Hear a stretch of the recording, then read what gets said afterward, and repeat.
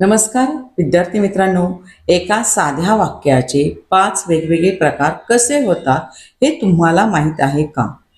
हा व्हिडिओ शेवटपर्यंत पाहिला तर विधानार्थी, प्रश्नार्थी, उद्गारार्थी, होकारार्थी आणि नकारार्थी वाक्ये तुम्ही सहज ओळखू शकता. आज आपण मराठी व्याकरणातील अत्यंत महत्त्वाच्या विषय वाक्यप्रकार व वाक्य रूपांतर शिकणार आहोत. परीक्षेत या घटकावर नेहमी प्रश्न विचारले जातात, त्यामुळे प्रत्येक प्रकाराची व्याख्या आणि उदाहरणे समजून घेणार आहोत. वाक्य म्हणजे काय?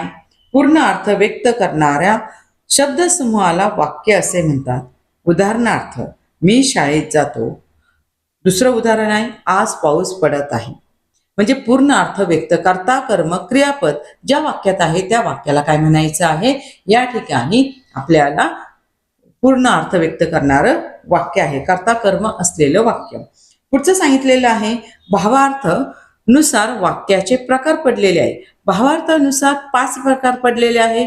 पहिला प्रकार आहे विधानार्थी वाक्य, दुसरा प्रकार सांगितलेला आहे प्रश्नार्थी वाक्य, तिसरा प्रकार सांगितलेला आहे उद्गारार्थी वाक्य, चौथा प्रकार सांगितलेला आहे होकारार्थी वाक्य आणि 5वा प्रकार सांगितलेला आहे नकारार्थी वाक्य. पण विधानार्थी वाक्य म्हणजे काय? ज्या वाक्यात एखादी गोष्ट सांगितली जाते त्याला विधानार्थी वाक्य म्हणतात. उदाहरणार्थ, राम शाळेत जातो, आज वातावरण छान आहे. प्रश्नार्थी वाक्य दुसरा प्रकार सांगितलेला आहे.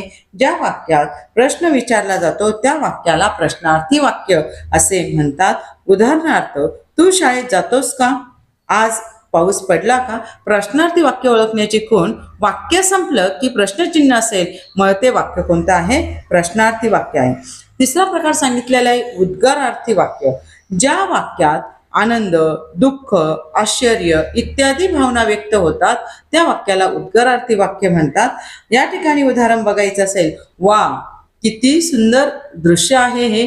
वा नंतर उद्गारवाचक चिन्ह आणि वाक्य संपलं की उद्गारवाचक चिन्ह. म्हणजे उद्गारार्थी वाक्य ओळखायचं असेल तर आपल्याला काय पाहिजे आहे? वाक्यामध्ये उद्गारवाचक चिन्ह असेल तर ते वाक्य काय आहे? उद्गारार्थी वाक्य या ठिकाणी सांगितलेलं आहे. पुढचा प्रकार सांगितलेला आहे आज्ञार्थी वाक्य. ज्या वाक्यात आज्ञा, विनंती किंवा उपदेश व्यक्त होतो त्याला आज्ञार्थी वाक्य म्हणतात. वेळेवर अभ्यास कर, कृपा शांत बसा, म्हणजे या ठिकाणी आज्ञा सांगितलेली आहे. आणि शेवटचं आहे नकारार्थी वाक्य. ज्या वाक्यात नकार व्यक्त करतो त्याला नकारार्थी वाक्य असे म्हणतात. मी आज शाळेत जाणार नाही हा नकार आहे म्हणून नकारार्थी वाक्य या ठिकाणी सांगितलेले. त्याला हे काम करता येत नाही हे नकारार्थ आहे. माझ्या चॅनल